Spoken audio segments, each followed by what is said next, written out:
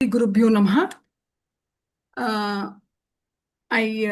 Good evening to one and all present to this second day national level faculty development program on cultivating activeness for empowering the students development. So our principal is in a call, he's in a meeting, so he will join us later on. I welcome everyone to this 1 week program once again. I also welcome our principal. I welcome our chief guest for today, the chief resource person for today, Shri Ravi Prasad Srinivasan sir, to this faculty program. And I welcome all the participants for this second day program. Before we start the program, let us invoke the blessings of God. So I request you all to kindly allow us to share the screen.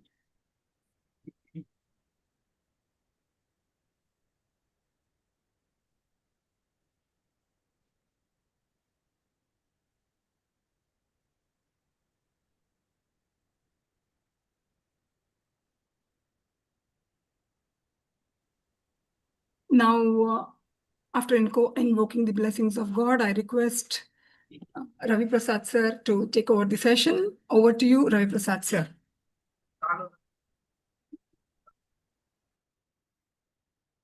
Hello. Am I audible? Am I audible? Yes, sir, you're audible. Oh, great.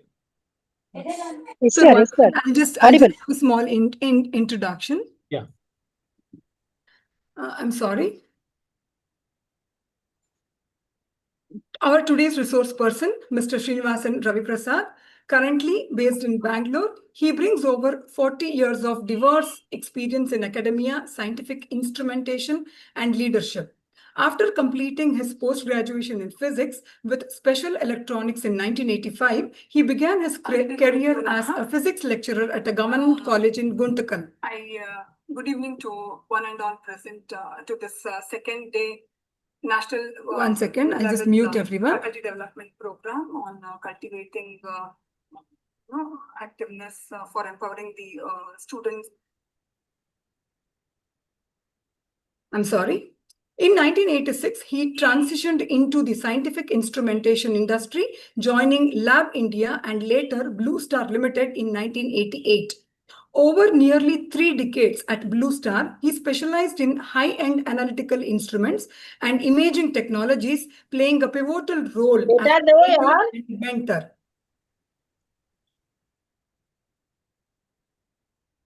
His leadership and contributions were recognized through his nomination to the prestigious Management Development Program (MDP) at IIM Ahmedabad. In 2016, he joined Park Systems Corp, a South Korea-based multinational, as a country manager. Following a brief sabbatical during the COVID-19 period, he resumed with Park Systems India as India Director. He was instrumental in establishing the Park Science Lab at the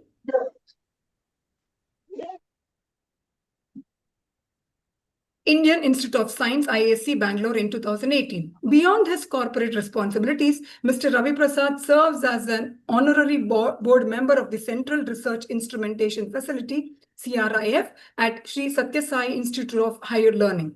A passionate Carnatic flautist, he had a rare privilege of learning under Padma Bhushan Dr. Lalgudi Jaraman for over a decade. Today, he continues to share his musical knowledge by teaching selected students online in his spare time, and I feel privileged to tell that I am one of his students. So I welcome again to this program, sir. I request you to take over this session. Thank you. Thank you very much, Dr. Shobha. Respected dignitaries, esteemed educators, and dear friends, good evening and a warm welcome to the second day of the National Level Faculty Development Program. At the outset, my special thanks to Dr. Shobha for giving me an opportunity to share my views on the above subject. It's both an honor and privilege to speak on a subject that lies at the heart of educational transformation. Empowering teachers for holistic development is the topic of the day. We often say that teachers are the backbone of our educational system, but I would like to go a step further and say that the teachers are the architects of a future generation. But in a world that is changing rapidly, with evolving technologies, shifting values, and increasingly complex challenges, teachers need more than just a chalk and board, they need empowerment. As you all know, empowerment means trusting our teachers, which is very important, investing in their continuous learning, and giving them autonomy to innovate. That means a teacher has to be a perpetually a good student. It means listening to their voices when shaping policies. And most importantly, it means supporting the personal and professional well-being, because a nurtured teacher becomes a nurturing guide. Holistic development of the whole person, intellectually, emotionally, socially, ethically, and spiritually, is very, very important. Our education system cannot thrive if we focus only on exams and results. We need to raise children who are confident, compassionate, creative, and capable. In order to achieve this, we must first empower teachers to be the role models of these values. Let us give them the opportunities to grow, not just as educators, but as leaders, mentors, and change makers. Let us rebuild the ecosystem where teachers feel valued, respected, and inspired every single day. Teaching is a noble profession, and let us commit ourselves to shaping a system that in turn nurtures and empowers the teacher. For in empowering teachers, we empower a generation of good students. Having said the introductory remark, I like to go to the slides and discuss more into empowering teachers. Should we talk about empowering teachers only? It's a question mark. Should we talk only about empowering teachers? May not be. We should talk about empowering students as well as teachers together in today's context. Things have changed over a period of time, and so we need to change ourselves also in that process of thinking. Empowering students and teachers for better educational outcomes is the most important aspect which I would like to discuss today. A collaborative approach for the future is very critical so that we shape a better world to come. You're all educators. I'm out of the syllabus for close to 4 decades, I would say. That means I'm not in a continuous teaching aspect, but I do teach on flute to selected students. And also I am visiting most of the educational institutions, be it IITs or IICs, and have a lot of experience by discussing with them the present day situation and things like that. But I just want to start off with what is the meaning of education.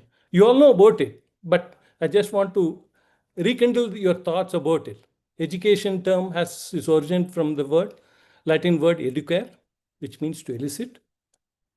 From India, it comes from the word called vidya, with.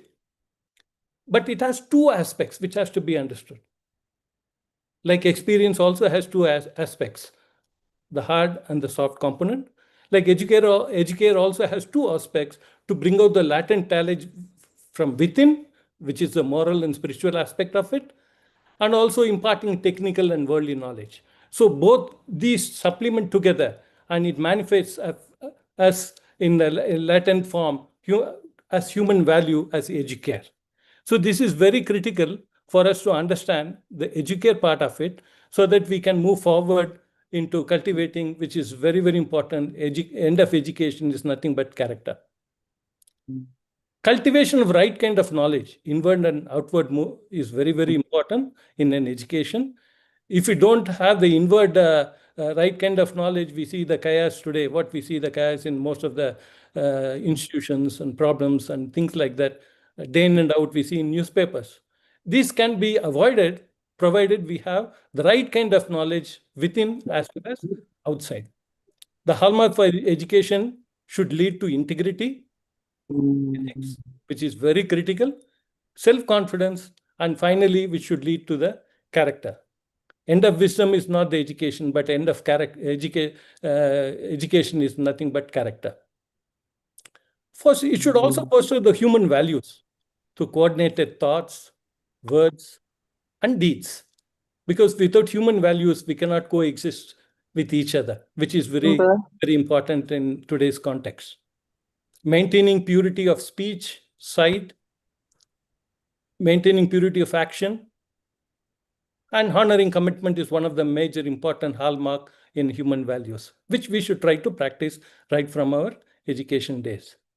Practicing truth, there is only one truth. There is no truth like American truth or Indian truth or British truth. There is only one truth, so that the truth should be practiced at all time. Righteousness, peace, love, and non-violence. Adherence to these human values are very critical as a hallmark of a true educated person. So we should inculcate all these values in our system, which is very critical for today's and future generations. Because things are changing, as you all know, which we will discuss short while from now. We should also plant seeds of duty, discipline, and devotion so as to result in humility. The educated person should have humility always.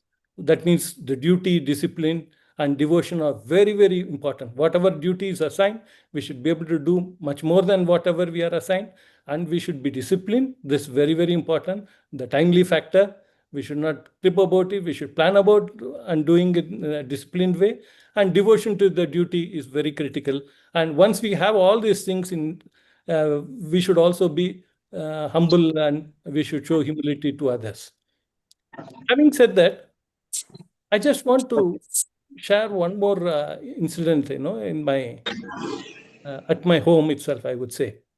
A small insect, a sweet insect, a very small one. Suppose if some sugar is just kept outside, probably it will take all those things in a line, particular line, store it in its own godown. I'm sure you are understanding what type of insect I'm talking about. It's a small ant. This ant has lot of values that we can learn from. The ant actually can carry more than its own weight. It will go in a disciplined way. It will not disturb other people. I do not know what type of language do they speak. Maybe they call it as ant language. So they just go and then whatever they have collected, they just put it and so that everybody can eat it. So sharing and caring is very important. So if there is some ant that gets hurt or something like that, all other ants will come and carry it and then safely deposit outside so that it takes care of it. So such a small insect can have such kind of a what you can call sharing and caring and love towards its own being. Why should not we? This is what I like to talk about, the empathy. The student and teachers together should have empathy with each other. It's not only developing companionship. The empathy is very, very critical. What do you mean by empathy? It's not just just going to the other shoe. But what happens if the shoe is smaller or a bigger one? We will not be able to fit in properly, which means it requires a person genuinely interested in other persons and demonstrate. You should be able to have the utmost respect, positive regard, openness, warmth. So entering into the other person of view is very difficult. So unless we have all these components, we will not be able to get into it. So this is most important thing, so that sharing, caring, everything comes in the empathical form. If we are able to demonstrate and show little bit day by day and increase our aptitude towards the empathy, the society can be much better in whatever form we are today. So developing companionship between the student and the teacher is very important, which used to be happening in Gurukul days. I can cite an example of my own guru, Lalgudi Sri Jayaraman sir. So we had a very good relationship which lasted for more than 10 years when I was in Chennai. So we used to go to his house And then the way they used to care us, even today, it's very difficult to meet such kind of a person. So that kind of trust has to be created, bond the teacher and the student. In a particular environment, we should also have interdisciplinary.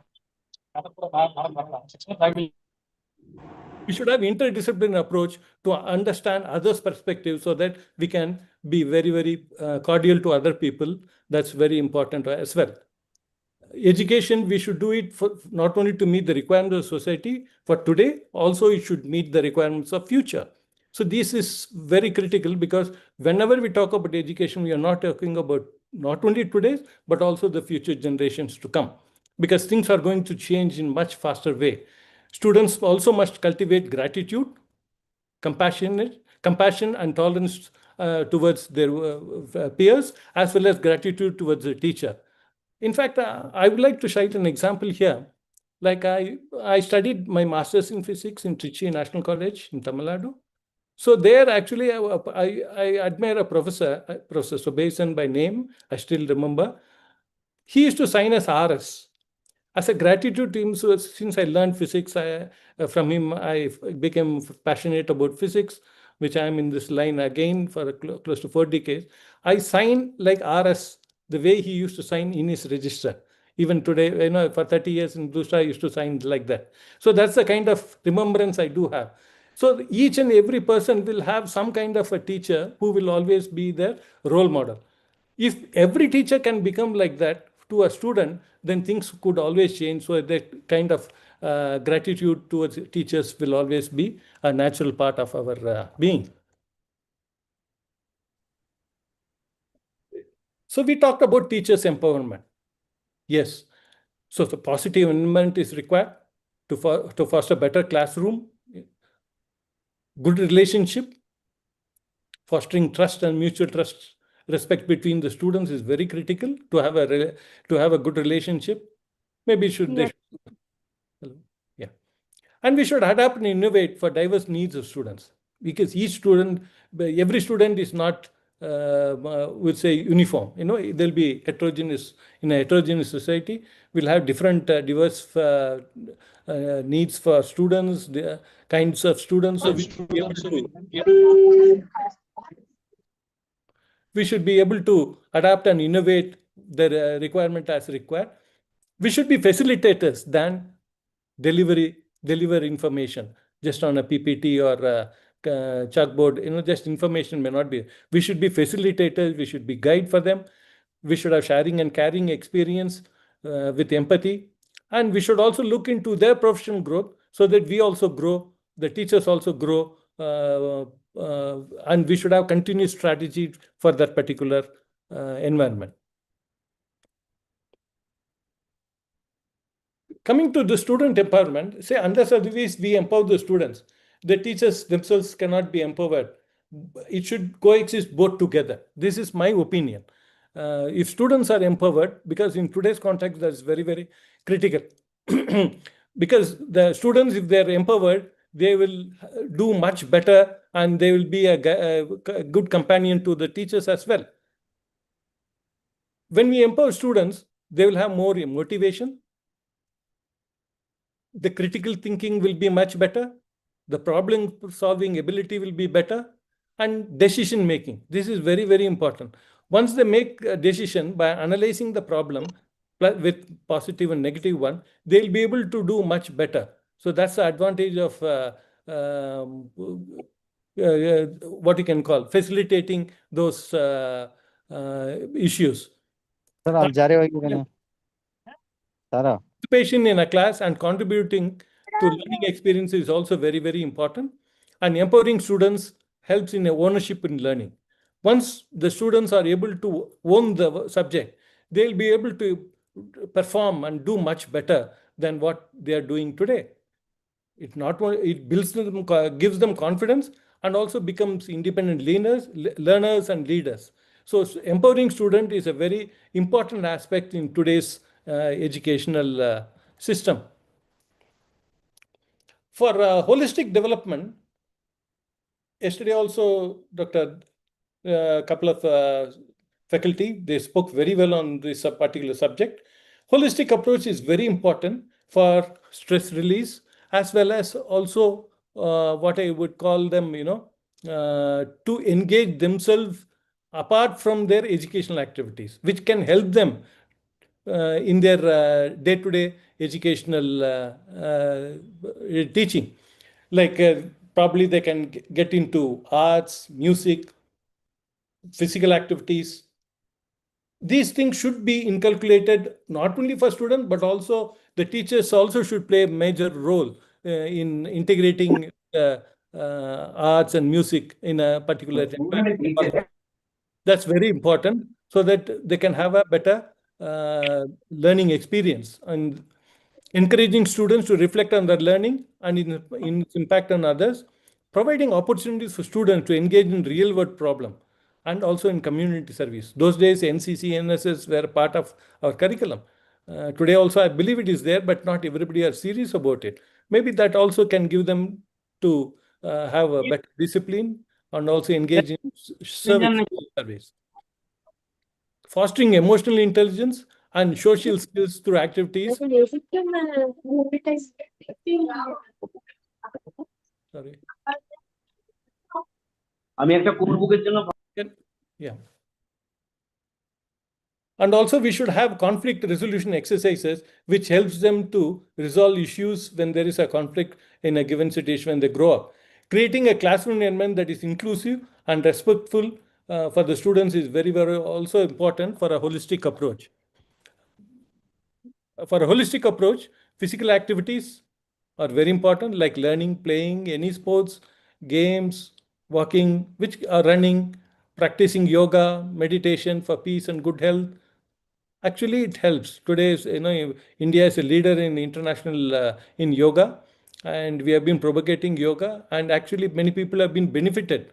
Like Dr. Gamakshi was mentioning about that yoga helps in making people very calm and things like that. So practicing yoga as a day-to-day thing will help. Getting into arts in any form, could be drawing, painting, writing, or could it be reading or writing books, editing. That can also give them a different time instead of engaging oneself in screen time, which is becoming more and more wanting today.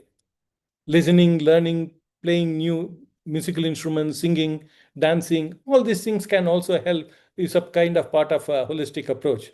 Traveling and visiting places and experiencing it and reflecting life also can reduce stress. So it can give holistically a better physical and mental health so that we can impart our learnings to the students, whatever required.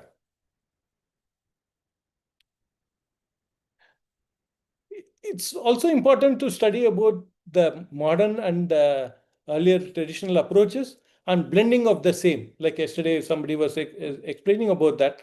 Blending of both traditional and modern approaches can also be very useful for a holistic learning. Say Gurukul, teacher and student ownership learning, and it was one of the major important thing which was there earlier. And today also it is there in some places, but this can be inculcated. This also happens in PhD level. I would say in any PhD level research students, they engage in the Gurukul style of learning. So the people can have interest in um, uh, any kind of art or music that is required that can help them. It need not be anything which one has to suggest. They have to take a call for that. So modern approach could be through video calls today with Zoom calls, Teams. So more opportunities are there to learn. Understanding oneself, thereby cultivating human values, is also very important. As we've seen, educare has two components. One of the component is to understanding oneself, the inward component. The spiritual education is intertwined for a well-being culturally. So this can probably give some holistic approach to some people. Need not be everything is required. Few could be taken and probably practice, and they can take few more also as things go by. Being in the corporate world for more than 40 years now, the way they do the learning for the growth of the employees is totally different from the educational environment today in India. There are trainings that are imparted as soon as people join in an organization. In a limited organization, there have people like human resources, there are training departments. So at least for a few months, they go through thoroughly the requirements of an organization. Once they join an organization from a college, the students are not empowered with skills. So the skills have to be acquired. So the companies provide lot of training to the students so that they'll be able to impart whatever it's required. Like you might have heard from about Infosys, who have a beautiful training center in Mysore. Every other company have their own training centers. So training centers are very important, but nothing but is a small educational center where practical experiences are provided to them. They mold the people as required for the particular environment or the department or the work to be done. Personality development, interpersonal skills development is also one of the criteria. So you can see them, getting into those. And every 3 months or 4 months, one has to undergo a kind of training for 2 days or 3 days so that they can enhance the skills and learn new things. A change in role, cross-functional role also can give them better insights. Going to another location, learning also gives them better understanding about the subject, about the people. So they try to grow very fast in an organization. The continuous learning environment continuous learning environment is very critical in a corporate world, which I'm sure is also happening in education system, education colleges. But I wouldn't see that kind of environment that happens in an corporate, because everything whatever they do becomes a profit for them. If that manpower is the most important aspect in an organization. If there's no manpower, the organization cannot exist. So there is a motivation for professional growth. So learning is a compulsory subject in a corporate world. I was one of the trainer in Blue Star Limited. So I used to train people, whoever comes in the organization, about the Blue Star way, about skills required for their journey in their organization. So I've been involved and enjoyed those kind of thing. But the way they teach is slightly different. Once we become a trainer, we don't. I've taught people in a class of 80, 70 or 80 people. But here in a corporate world, we will have not more than 24 in a class. It'll be a kind of what you can call participation workshop kind of environment for a whole day. So that adult learning requires participation rather than one-way teaching like what I'm doing today or talking. It should always a participation way that happens in an organization, which is very critical for understanding, because adult learning requires these kind of environment. Um, um,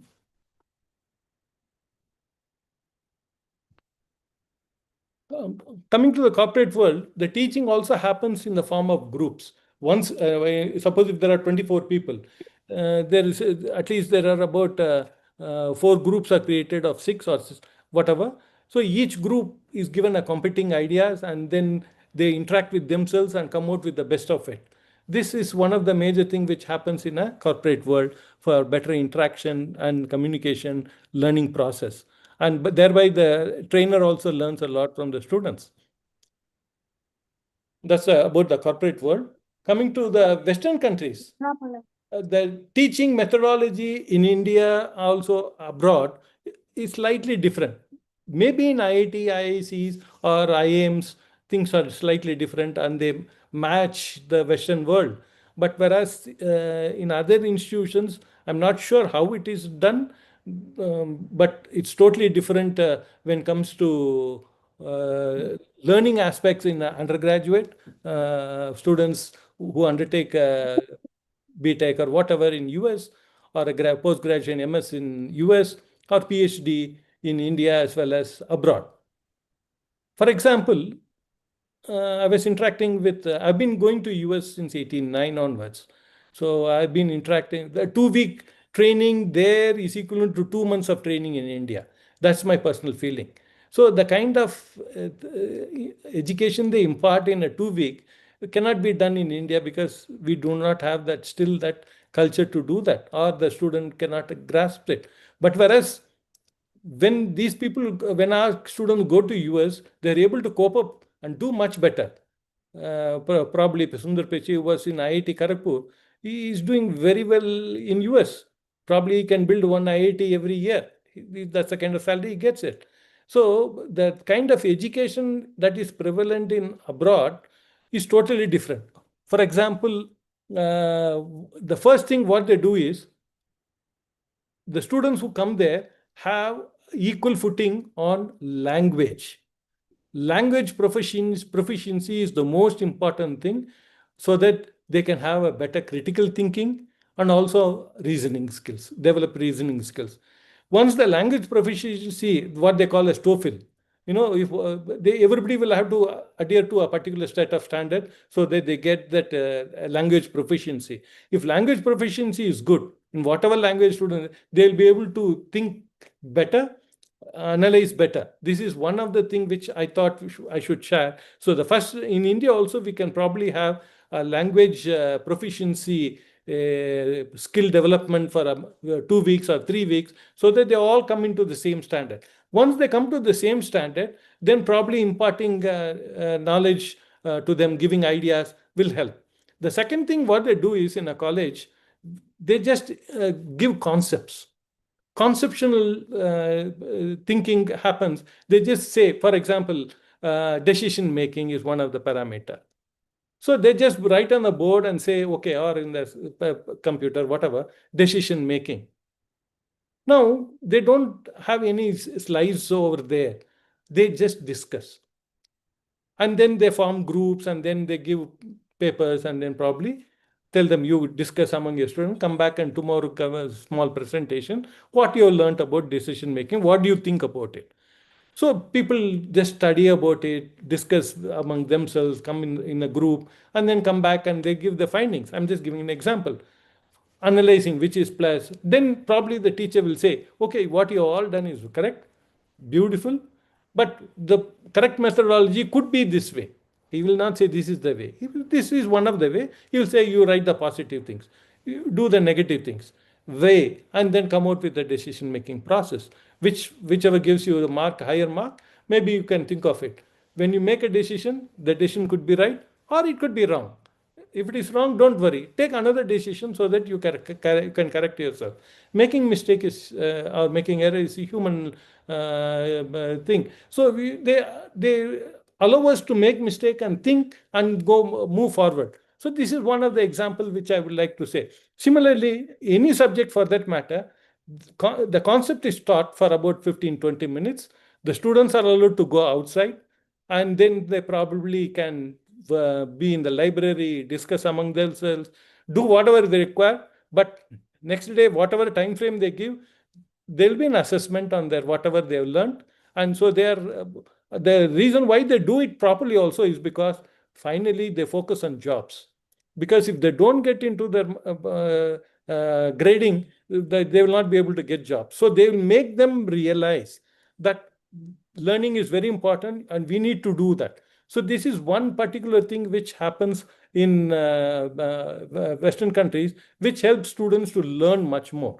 It's not teaching, but by making themselves learn by thinking and discussing with others, collaborating with others.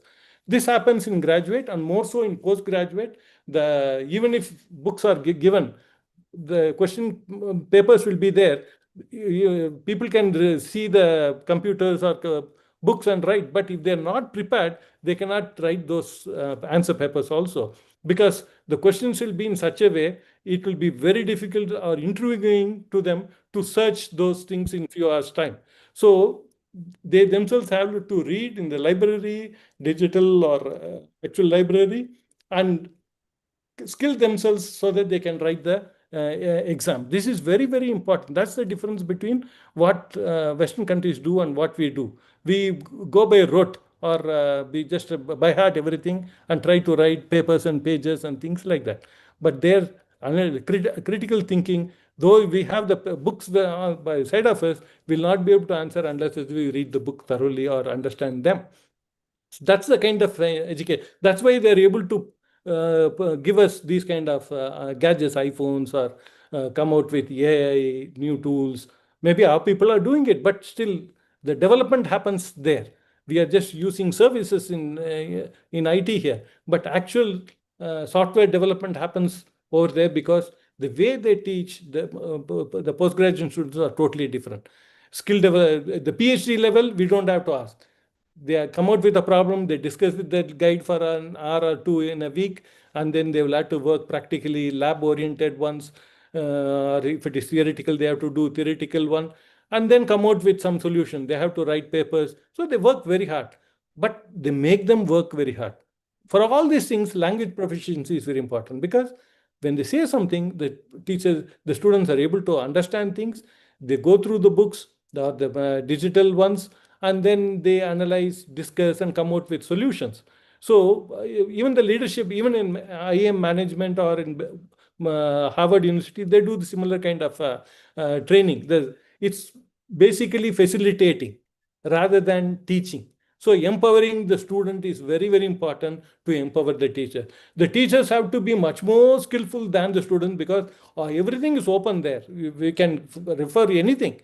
It's also available in India, but we do not allow the students to do that. But we need to change that concept over a period of time so that we also allow the students to empower so that the teachers get empowered in a much better way.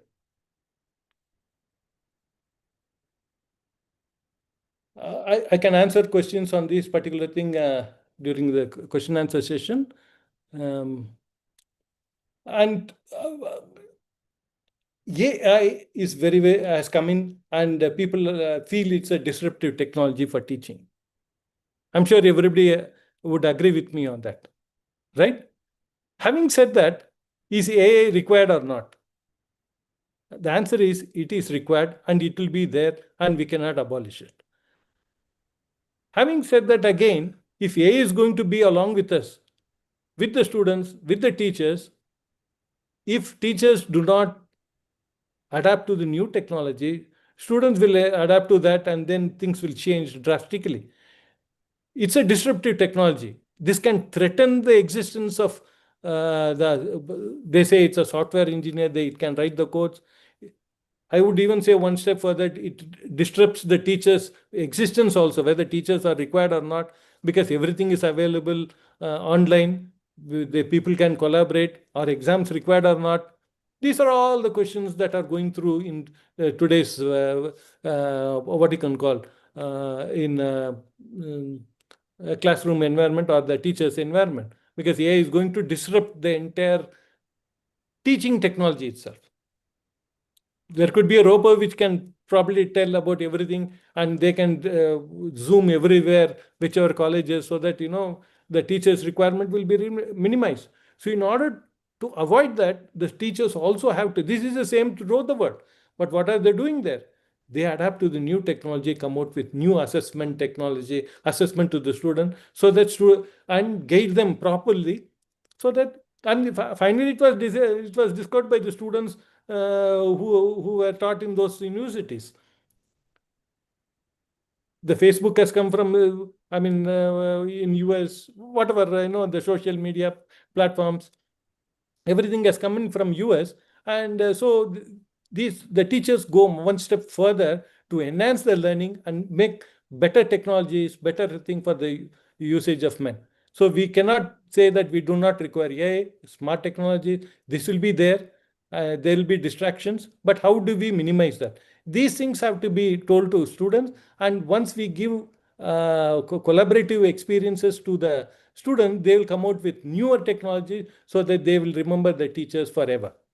Adapting to newer and emerging technology and innovating new method is the key thing for the teachers to empower themselves. From textbook to smart books is the order of the day, and will be the order of the day. So inquiry-based learning, I was talking to you about collaboration, innovation, critical thinking, and problem, which is done through assessment. what happens is it promotes collaborative and active learning between the students. The group formed every month, the groups has to be changed, have to be changed. If that is not, then there'll be groupism, that activities will happen. So everybody should go with the other group, learn from them, so that the entire classroom becomes a will have a collaborative effect. They all come out with flying colors, so that and sorry, yeah, ability to innovate and investigate new concepts is very important. And observing and analyzing and arriving at conclusions is the key. Is the key. Solving problems through different ways. We feel that this is the only way to do it, but there are different ways to do that. This has been found out during the assessment test, because same approach, it is done by 2 or 3 people, it is not appreciated. People have to think differently and come out with a different solution. But there could be assessment by the teacher, by the self, by peer, by president, and finally exams. So these assessments can be done in a different way. And if we make people realize with practical approach problems, solving the problems, it helps students to empower in a much better way. The new age learning has started now. After the COVID, actually, it has become very, very important. We should also employ these kind of new age learning, including augmented reality, maybe virtual reality. Simulators are available. Simulators will be available in websites also, so that they can simulate and see and experience before buying it. Because today, people going outside and buying is gone down, going to the shop and experiencing it. So it will be all virtual realities will come in, simulators will be there, demonstration will be done on in the internet through website. So the blended training of online is going to be a lifelong learning mindset that should be carried forward. And personalized learning open books can be open. People can be given permission to read whatever they want from wherever. But showing the correct way, what should be seen, what should be looked at it, and those things have to be taught by the teachers. Practical training is very important. It could be project based, experimental based, it could be inquiry based. So these are some of the aspects that we can consider. And concept based learning and assessment is going to be the order of the day. We should turn towards that particular aspect of concept based learning and facilitating. What it helps in informed decision. New age learning helps in informed decision by analyzing through critical thinking. If decision making is proper, things will be much better.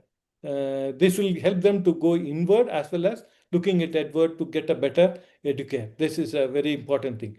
And they will also create and innovate new things, generate new ideas.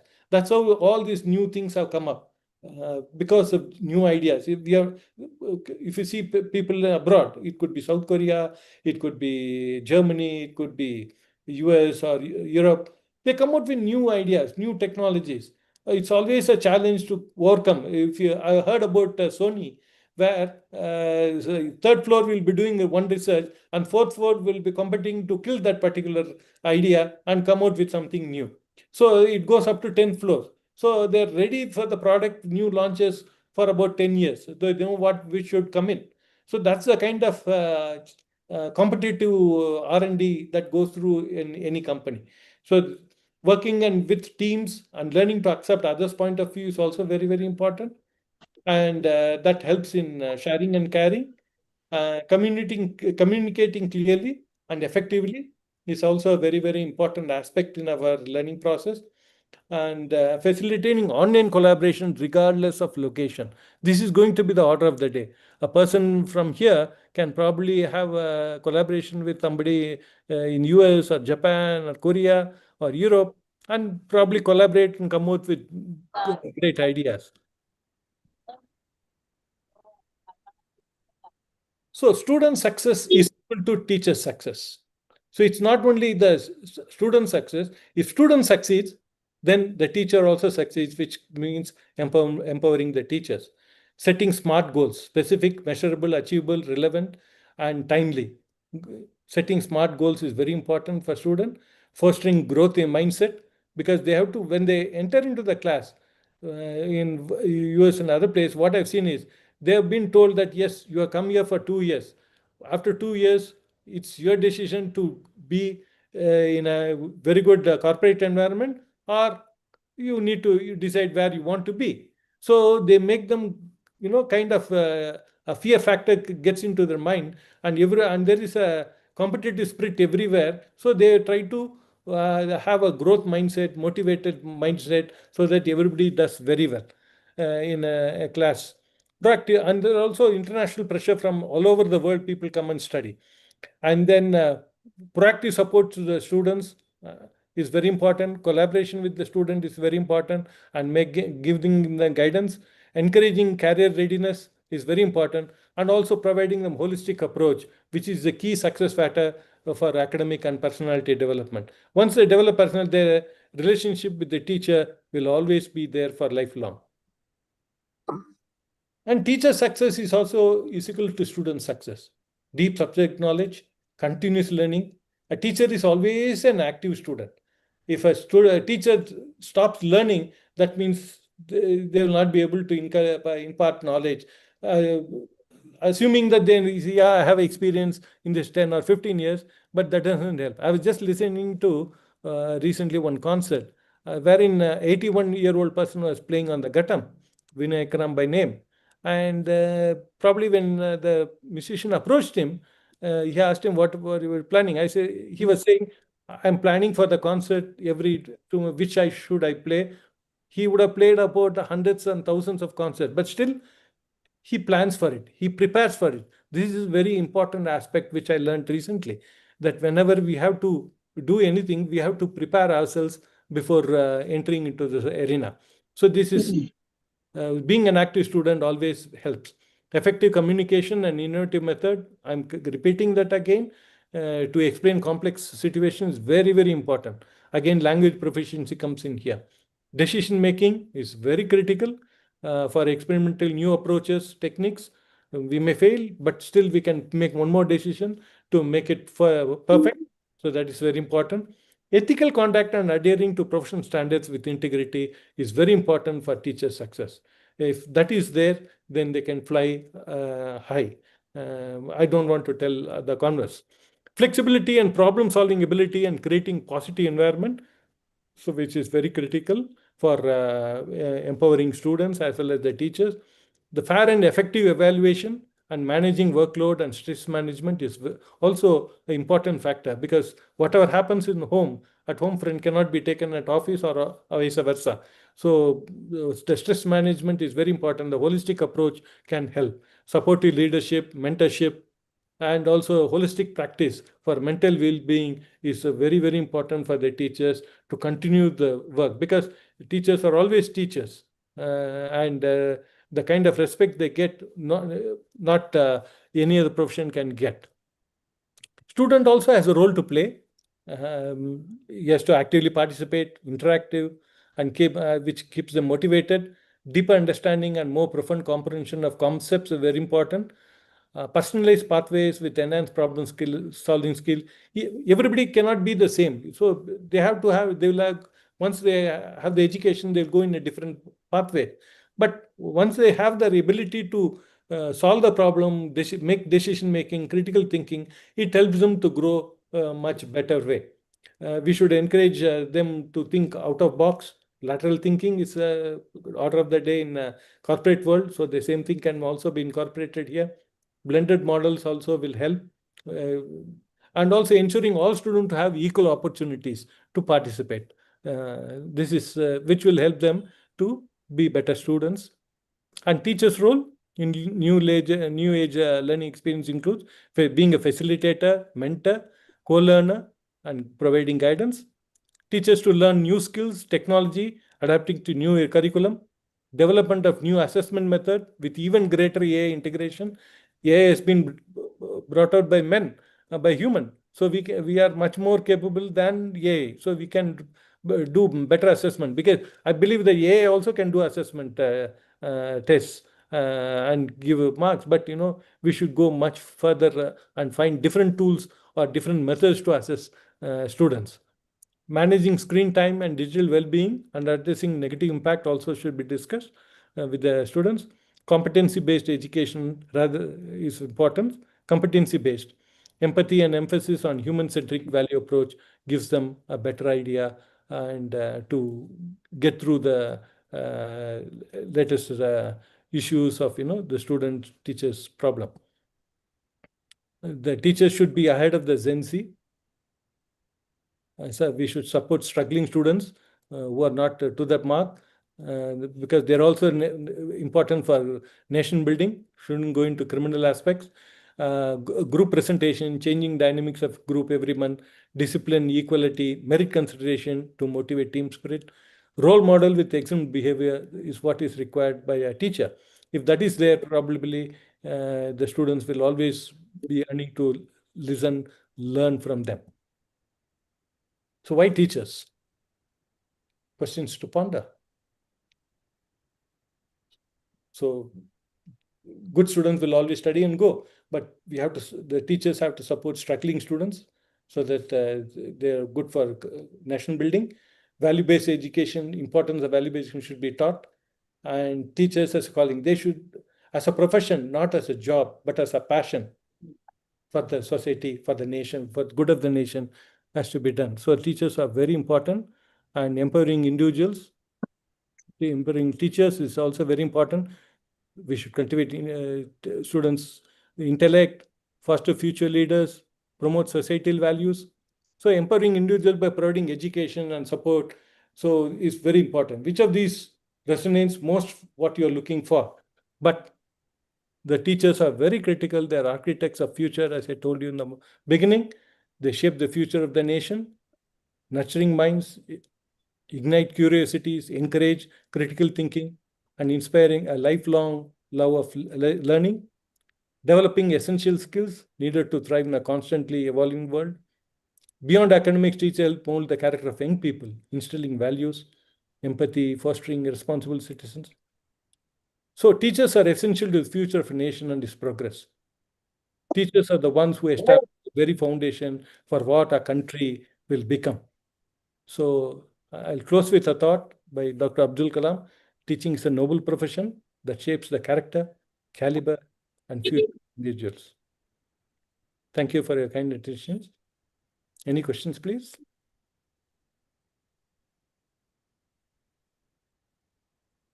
Yeah, participants can interact with sir. You can raise your questions.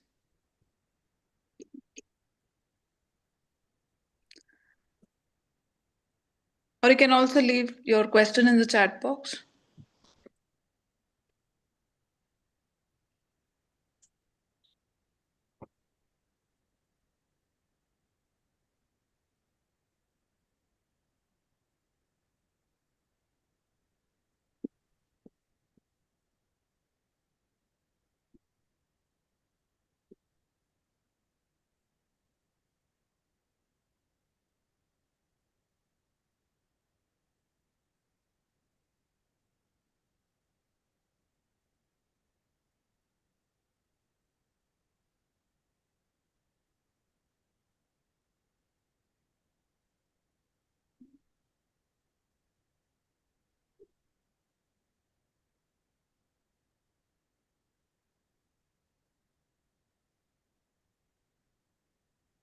Sir, I have a question.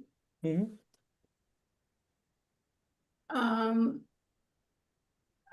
See, there are many changes which have gone through.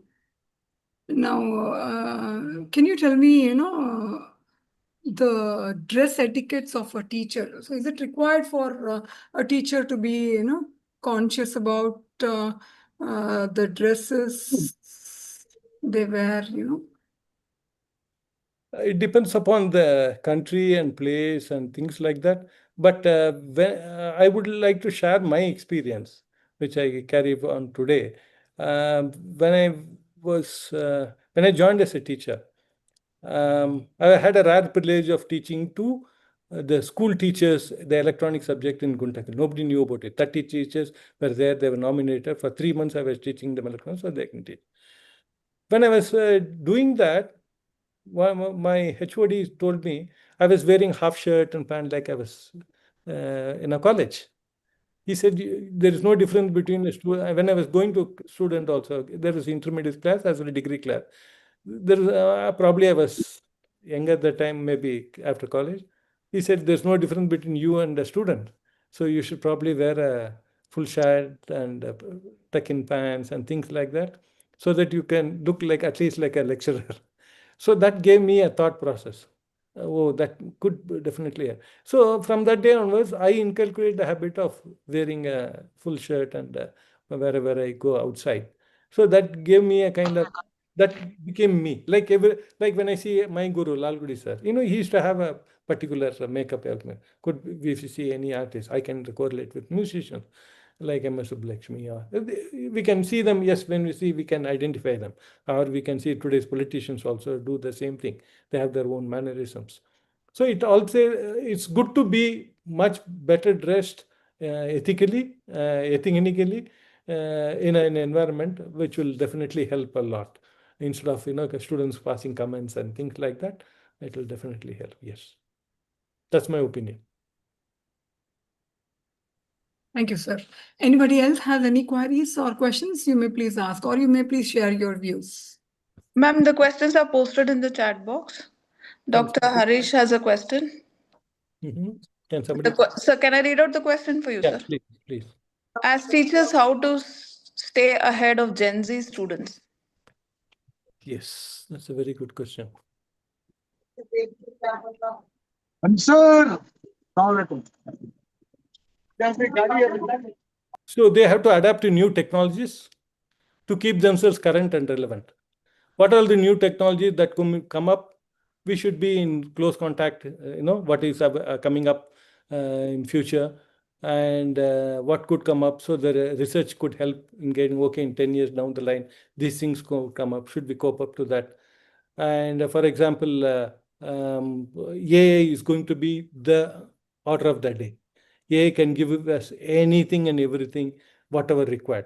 No need for, if you ask me, no need for schools also teaching geography, history. They have to, particular class, you read these things. It's available in YouTube, this particular channel, this one, or you ask AI, will give you information. You read, and we'll have small exam on that. So things will change. So that means, but it will not do the assessment. Assessment has to be done by the teachers. But I was told that even assessment thing also is coming up in AI. So there is no limit to it. AI will transform the entire world in way of teaching. It could be, for example, a robot will come in and talk, replacing teachers. That could be the order of the day in future. If I'm saying now, maybe in 10 years down the line, that could happen. May not be in India, where there is a requirement, but in other places it could happen. We also should remember, if there are no students in a college, the college cannot function. Like I was told in some private science colleges and all, the number of people who are joining has dwindled like anything. Which used to be 100 in numbers, they are just 15 in numbers per year now. So which means over a period of time, if it goes down, they have to merge classes, or things could become difficult. So there is always a disruptive technology that comes in. We have to be one step tech ahead than what the students could get in. But they are much faster, but we have to be much faster than them also. That's how we can get in. Thank you, sir. Can we take one last question, sir? Yeah. This question is from Dr. Samina Banu. How to create a learning environment in the classroom, and what is the role? Yeah. So learning environment, the classroom comes in by respecting all the class students, by concept learning, giving them arousing the interest on a particular subject, asking questions, accepting whatever they say, and probably provide a concept in a particular class. I was giving an example of decision making. One, or for example, strategical thinking. Say strategy. What is strategy? So there are different ways of defining that. And then one strategy, should we do this or not? So how do we come out with a strategy in a particular situation like that? So we have to write the pros and cons. So we have to create an atmosphere, asking questions, then probably giving, jotting down the answers there in a chalk or whatever board, and then coming and asking students to come out with a decision making on that, and then finally closing in the point of view which is relevant for the strategy, why it is important, what is why we have chosen this, what is the negative content if we do that. So those kind of things, creating interest in any subject we do will help them to make them attentive in a class. And we should not be reprimanding them, shouting at them, because we should be empathically approached. Suppose if we are there in that class and teachers do that in before all the students, will we like it? No. So we have to be in that particular thing, accept whatever it is, and then try to, we are there to facilitate, not teach. So that concept should get into us to make it much better. I hope I have answered. Yes, sir. Thank you so much, sir. So we are left with another 5 minutes. Can we look in for another question, sir? Yeah, please. Okay, the question is how to deal with the age group of students who are in adolescence. Mm-hmm. And is rustication of an erring student the right decision? Sorry, can you repeat that? Adults may which age group you are talking about? This question is by Dr. Harish. About 15 to 20, you mean to say, or? Yes, sir, maybe that group only is looking for. Okay. So, is rustication the right way to handle when they are committing any errors or mistakes? See, that's what I said. Rustification is not the right method to do that. We have to inculcate values to them, giving example how what has happened to other people, and then make them realize. Realization can help in fostering values into them, and some fear factor also could be given in a subtle way. That happened. That felt found method is one of the method which can be addressed. Okay, but no, but that type of person had this, giving a story that this person encountered this kind of issue, and finally they had to suffer a lot. I don't want anybody to suffer like that. Not giving up to one particular person unless they come and approach individually. But in a group, we have to talk about general what happened, a story of other places. I'm sure there are several stories in the TV or in the net. We can give a story and tell them, probably say this can lead to our degeneration. Sure, are we looking at it? Are we looking at Sundar Pichai or kind of thing, leadership role? We should always show some positive traits that can give them, they can get into that particular mold, and accepting that their failure is also very important. Not showing that also helps them a lot.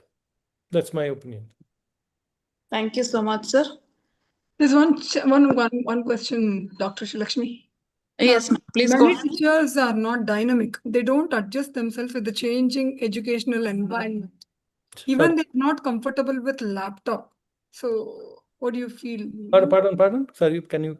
Many teachers are not dynamic. They don't adjust themselves with the changing environment. Even they are not comfortable with the laptop.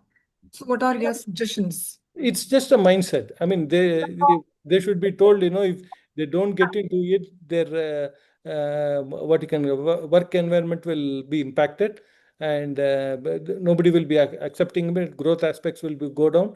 But probably another way of looking at it, they should be given training. The fear factor to handle the gadgets is also one of the important thing, which at that particular age, the teachers may not be so comfortable. If they're given training, the same thing happened in State Bank of India. My brother used to tell, when he never had any opportunity to use computers, but he was afraid, oh, everything is computerized. They used to do manual, all those things. Suddenly computer comes in, everything changes. So, but they were given training in Tirupati, where for 1 month they were asked to do the similar things. Once they found it useful, easy way doing it, then probably they were able to establish themselves with the talk with themselves with to the computer. Similarly, a training module can help. Like for example, giving Excel, Microsoft, and today could be Zoom, could be that, whatever, technologies have to be taught. Not everybody have the ability to train themselves or learn themselves. Training, that's why in corporate world, any new thing comes in, training is given to all the people over a period of time. It could be a new software, a CRM software, undergo changes. There's always a training so that we get in. Initially, there'll be queries, issues will be there. It's sorted out based on questions. And once they feel comfortable, they'll be much more better, players in laptop than others also. These are the ways. I mean, there are different ways. This is. Thank you, sir. Sir, if you have to give one last advice to the young generation teachers, what would you want to give, sir? That's a good question. Young generation teachers are going to play a major role in Gen Z, upcoming. That means they have to be proactive in learning the new things, one step ahead of their tech that is available. They should be given opportunity to learn all those things. They should not be given complete classes only. They should be taught what is the latest way of teaching. It could be, it need not be on the syllabus based, but it should be based on what you can collaboration based. They should go and learn something in other institutions, which can help to enrich their knowledge.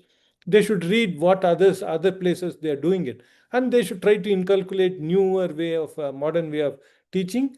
And they should also have the holistic approach. Because once they cross a particular age, health is very, very important.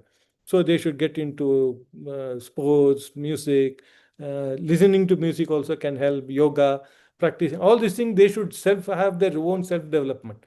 So once they do that, they'll be able to shine for future, as future. Otherwise, they'll become redundant over a period of time.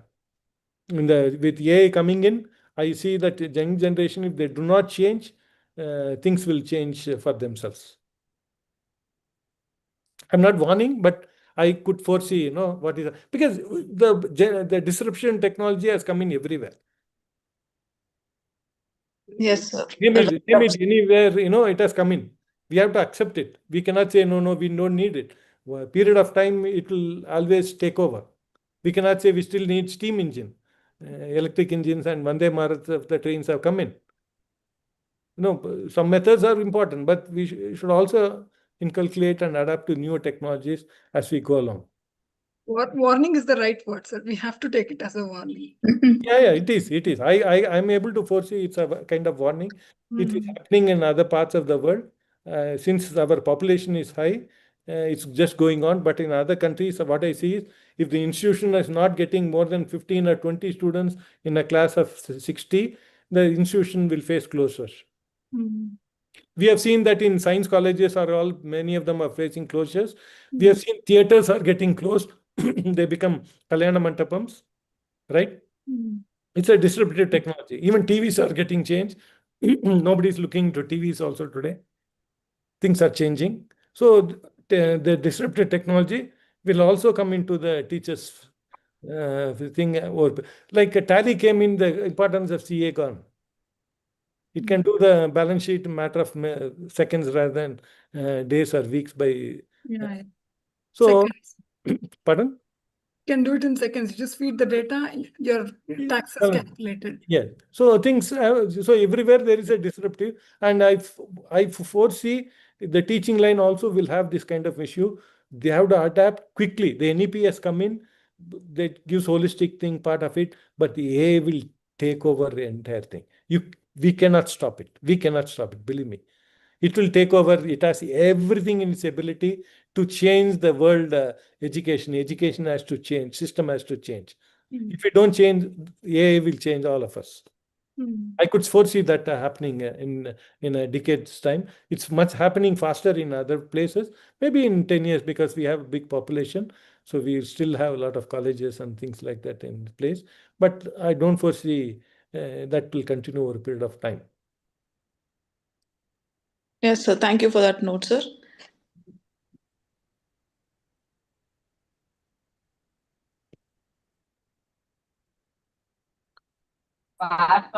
So can we take one last question? Yeah. If time permits. The question is, how does a facilitator is different from a teacher from your perspective? Oh, very good. Question is posed by Professor Yasmin Taj. Yeah. A teacher is one who goes to the class and says, I'm going to take this class, take notes, okay, gives presentation, reads from presentation, or just gives a lecture, and then is not attentive whether the students are listening or taking notes or sleeping or whatever, talking or whatever. His job, he just does his job, addressing for 40 or 45 minutes, finishes of class, okay, class over, see you next class, goes off. That's a kind of a role of a teacher, which is usually done, which we have also seen. But facilitator is something, he arouses interest among students. He asks, how are you? What are you all doing? Chit chat with them for a few minutes, make them comfortable, irrespective of, because they also have some tensions and they wouldn't have at breakfast or whatever. They have some health issue, but still, chit chat with them so that they forget, take them to some other world, talking something else, the latest technologies. And then, okay, so should we go ahead with today's class, ask their permission, students' permission, empower them. Okay, should we discuss this? Without talking, this is what we are going to, this is part of your syllabus, kindly see, you work on this, kind of thing, facilitating. You come out and work out, you take your time, next week we will discuss, some of you can come and present, form a group, discuss among yourselves, because it's an adult learning. People can understand many of the subjects. Even PhD, nobody teaches. In management, MBAs, nobody teaches. It's only group consultations and discussions and coming out the best of teachers only facilitate. So that's the difference between a teacher and a facilitator. In our musical term also, we have individual classes where any mistake, anything, people, they try to guide. Can you do this way? The teacher also learns by that. So it's a kind of a co-learning that happens. That's very, very important as a facilitator. Hope to have answered, Kari. Yes, sir. Thank you so much, sir. It was indeed a great pleasure for us to attend this session. On behalf of Government RC College and the staff, we owe you a thanks, sir. Thank you. Thanks a lot. Thank you very much. Thank you, Dr. Shobha, for inviting me. You are really, I know, you're a role model amongst the educator, teacher. I do not know how you teach, but I'm sure everybody can inculcate some of those holistic approaches she employs. Appreciate it, and thank you for giving an opportunity to share my opinion with you all. Thank you once again. We'll just take a 10-minute break, sir. Yeah. Later on, principal will join. He'll just give a small talk, and then we'll have a photo session, and then we'll wind up, sir. Shobha, right now I'm online. Oh, sir. Yes, sir. We don't need a break, sir. Good evening, sir. Good evening, sir. Good evening. Sir, good evening, Ravi Prasad, sir. Good evening. Good evening. Nice, sir. Good evening, sir. Nice to listen to you. I was driving right now on the way. I parked my vehicle here and listening to you. Very nice session, and you made a lot of doubts cleared, and also you differentiated who is a facilitator and who is a teacher. Great, sir. Great listening to you. I enjoyed. Thank you very much, sir. Thank you very much, sir. Thank you very much. Thank you. It's a pleasure being with you all. Sir, if it is possible, I request Ajaz, sir, if he's, parked the vehicle in the side, you may just 2 words. Yeah. Good evening to all participants. I'm happy to see that just I saw some of the participants posting their places of work. I could make out that the participants are from the length and breadth of the country. I'm very happy to see most of you have around 400 plus have registered for this particular FDP.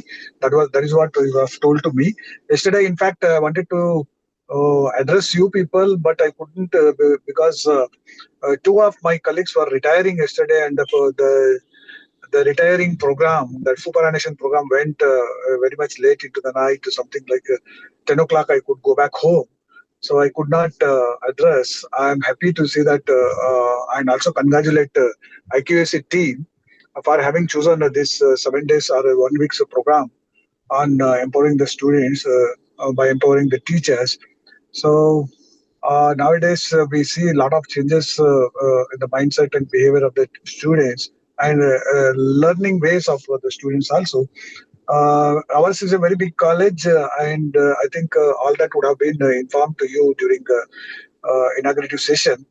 Uh, we have here around 5,000 students, and we keep watching them very frequently whenever they are on the campus, and keenly observe their behaviors. So we would understand that the earlier methods, the traditional methods of teaching, has lost its relevance. Now we have to go down to their level to make them more responsible and more serious learners, so who could be useful citizens to the country and also contribute to the economic development of the country. That's what RC College is always minding at. And I'm happy to share here that all my teachers in my college are seriously at it, and they are planning meticulously.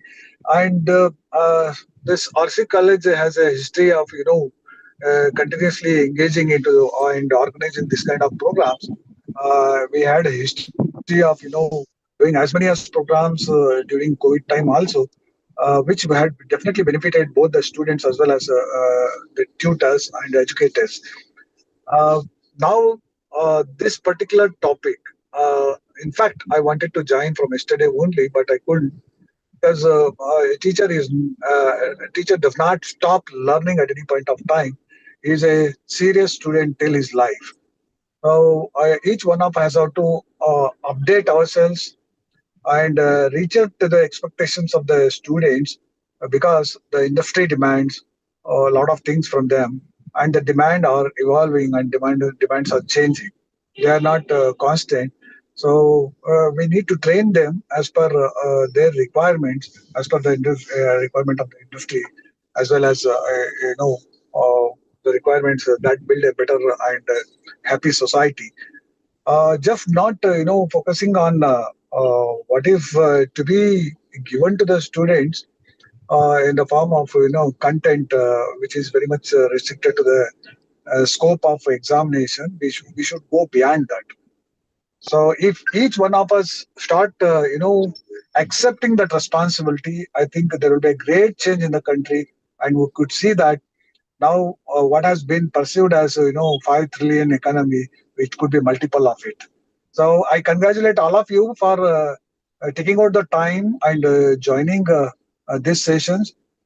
Definitely from tomorrow onwards, I will be right on the dot. I will also join at the beginning of the session so that I could learn many things in this program, which is very well conceived by the organizers of IQAC team of my college.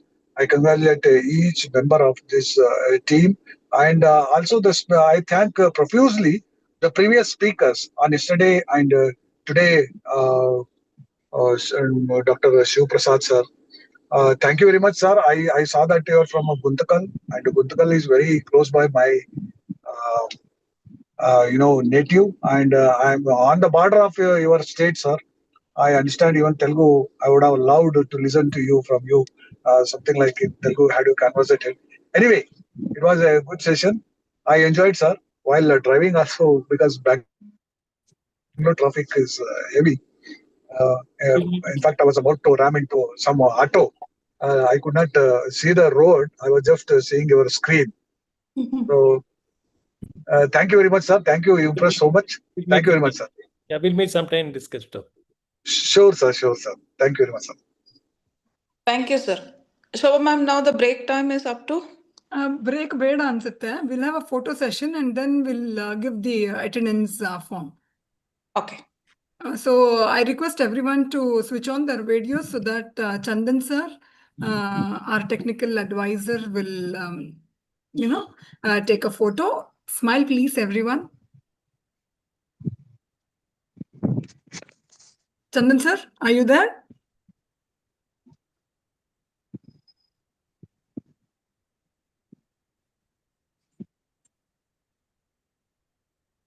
I request the participants to switch on their videos if possible. If you're driving, stay safe. You need not switch on the video. You can just listen. Or you can put your vehicle in the side and give a post. Chandan sir, are you in the process? Madam, just a moment. Yeah. Zoom.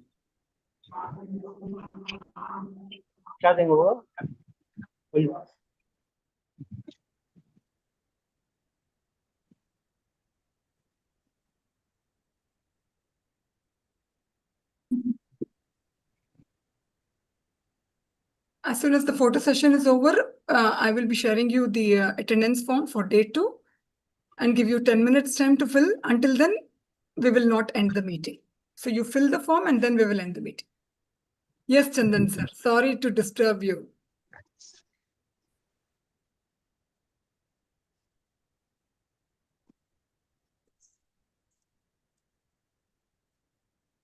Nandan sir is on mute. But he can hear. Okay. ನಾನು ತಗೊಂತೀನಿ madam, photo ತಗೊಂತೀನಿ. Yes, sir.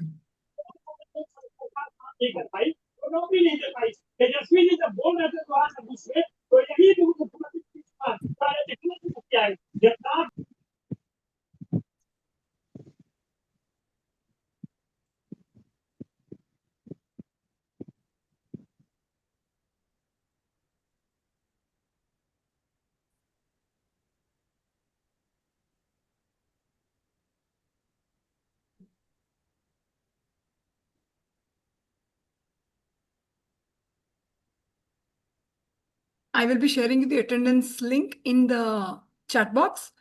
You may fill the attendance and then exit the meeting.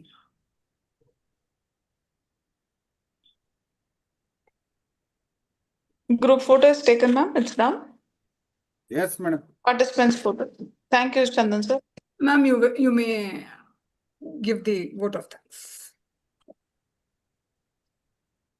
Report part. Good evening to one and all. Resource person and dear principal, IQAC members and all the participants.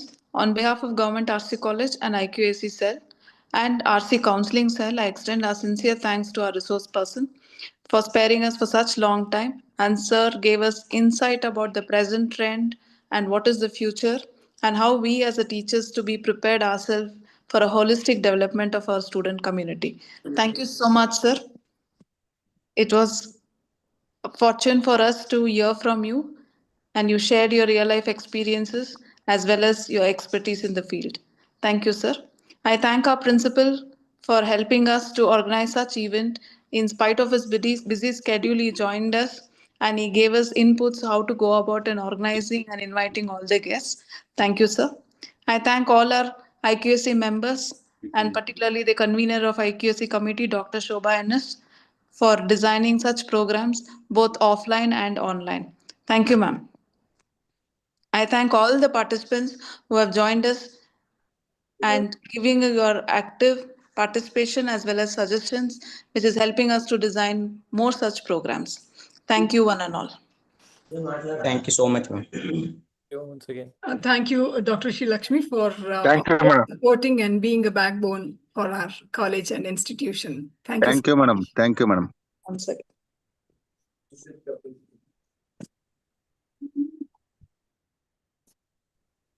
Thank you. Thank you. Thank you.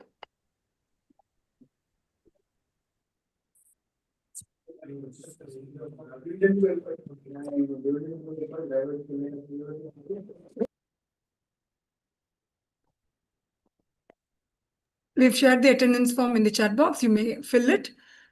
You have 10 minutes. So within we will end the meeting and close the feedback form. Sorry, attendance form. Feedback form will be shared at the end. Excuse me, ma'am. Yes, ma'am. Madam, I could not join WhatsApp group. Could you please add my number in that group, ma'am? You please send me a message. I will add you to the WhatsApp group. Okay, sure. Otherwise, you send the link, ma'am, WhatsApp link in the group. Oh, I'll do. Good idea. Yeah, only. Okay. I'll If you do post, I'll join it. Okay. I'll do that. I'll do that.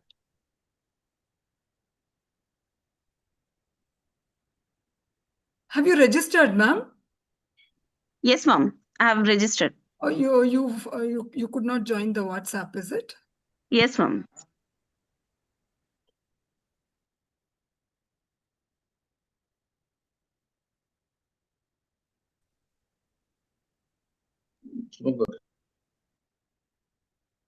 Yeah, I've shared the group link.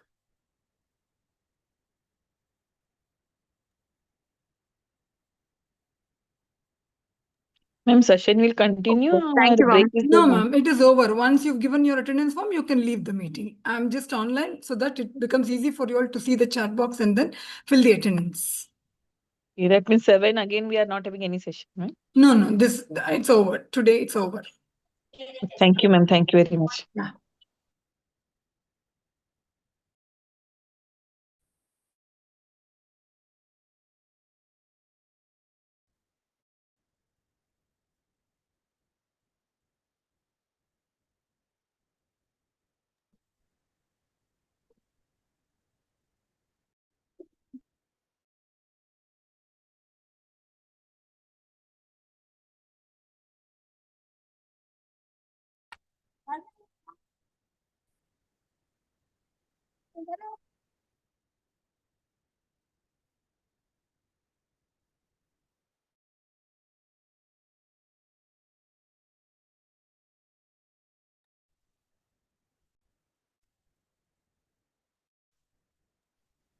Hello, madam. There is no separate feedback form. Feedback form will be shared at the end of the week, like after the FTP is over. Now it is only the attendance forms. Okay, okay. Thank you. Yeah. Hello, ma'am. Yes, ma'am. Ma'am, yesterday I haven't filled the attendance field. Fine. Yesterday's it's closed, ma'am. You fill today's. We'll see. Okay, ma'am.